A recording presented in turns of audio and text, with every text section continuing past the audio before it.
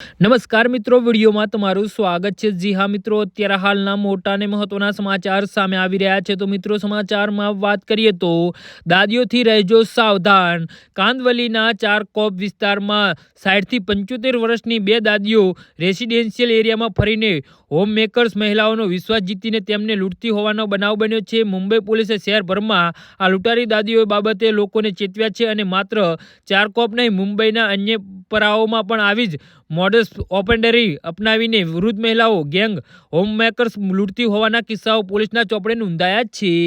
56 વર્ષના વિધવા મીનાબેન ચૌહાણે જ્યાં રહેતા હતા તે હાઉસિંગ સોસાયટીમાં 18 જૂન બે વૃદ્ધ મહિલાઓ દહીં, છાશ અને દેશી ઘી વેચવા માટે આવી હતી। આ મહિલાઓ દ્વારા વેચવામાં આવી રહેલું ઘી અને બીજી વસ્તુ ઘણી સારી અને માર્કેટ પ્રાઇસ કરતાં સસ્તી હતી અને એ કારણે સોસાયટીમાં ઘણા લોકોએ તેમની પાસેથી એની ખરીદી કરી હતી।